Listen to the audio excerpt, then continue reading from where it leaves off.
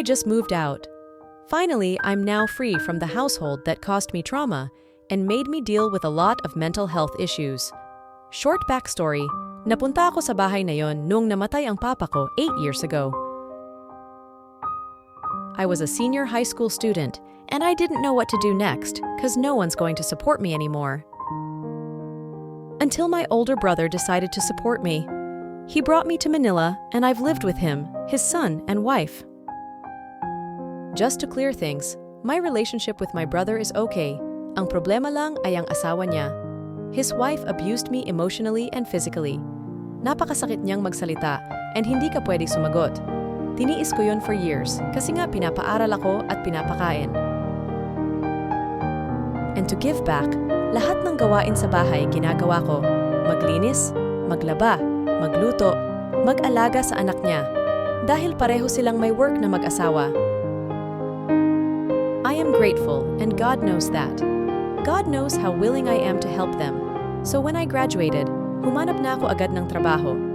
I became a call center agent and was earning 20K monthly.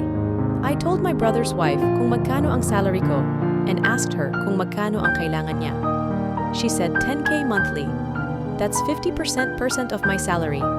I was okay with that. For a year, 10K monthly ang binibigay ko. Bukod pa doon, yung mga inuutang niya na di niya binayaran. I remember nung nasa call center pa ako, halos pamasahe na lang ang natitira sa sahod ko, pero hindi ako nagreklamo. After a year, I decided to resign to become a full-time VA. So, work from home na ako. Still, 10K pa rin ang binibigay ko monthly, not until nawalan ng work ang kuya ko. I felt like I had to give what he couldn't. So sabi ng asawa ng kuya, kung pwede raw 10K na ibigay ko tuwing kinsenas at katapusan, that's 20K monthly. Please take note na sarili namin ang bahay. My parents own the house so wala kaming binabayaran na renta.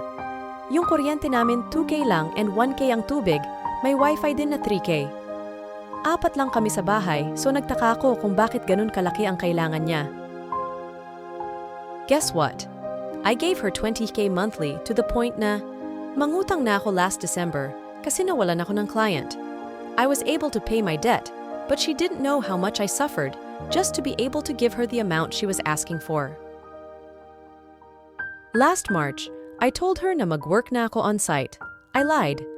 Kasi ito lang yung naisip kong paraan para makaalis sa bahay. Honestly, my plan was to move out and still support them financially.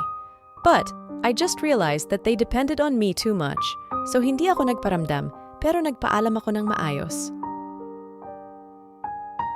Ngayon itong asawa ng kuya ko, pinagchat-chat and mga kaibigan ko, kesyo kung nagkakausap daw ba kami. Sinabi pa sa mga kapatid ko na mag-aasawa na raw ako. Again, my relationship with my siblings is good. Maayos akong nagpaalam sa kanila and even them was so supportive sa decision ko. Siya lang ang maraming sinasabi. I don't know kung kailangan ko mag-guilty pero parang deserve ko naman ng peace of mind. For years, tiniis ko yung pang-aabuso niya verbally and physically. Di ko na kinaya. Sorry po. Gusto ko lang mailabas din. Salamat sa pangunawa. Maraming salamat sa pakikinig. Ano ang masasabi niyo sa kanyang kwento?